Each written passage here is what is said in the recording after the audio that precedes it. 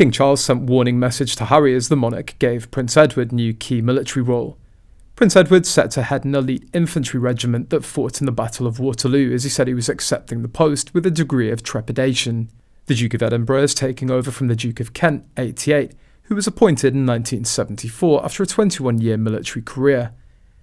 The decision will likely spark some debate, with Prince Edward quitting the Royal Marines after just 4 months of training.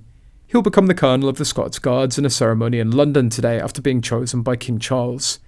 After leaving the Royal Marines training course in 1987, Prince Edward, younger brother to King Charles, has kept away from military patronages.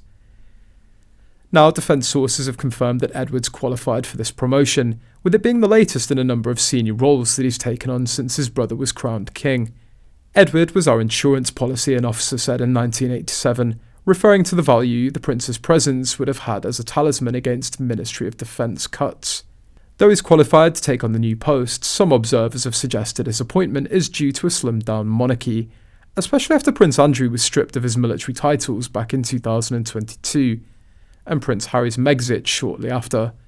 An insider in the palace said that King Charles gave this role to Edward because he wanted the prince to overcome his fear and take on a better role. If Harry hadn't left the royal family, he would have been given many of the same military positions, which he's always been proud of. However, he abandoned his pride and followed his devilish wife's instructions to enter a glamorous Hollywood world. There's a new report that suggests Prince Harry basically has his hands tied when it comes to making any decisions in his life.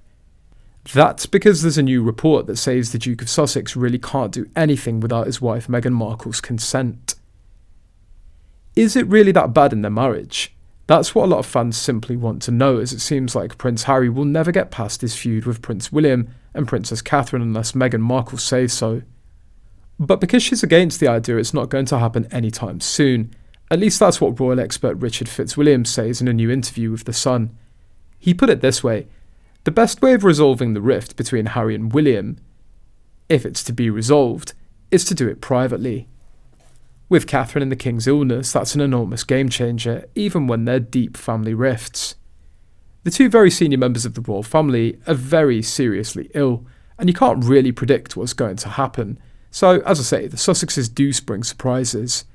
This has happened before, and you never know what might happen in the coming weeks or months, but I don't think Harry would do anything without Meghan's consent.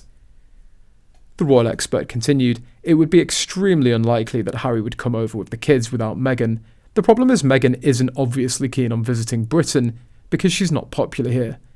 Nor is Harry, but it's different for him.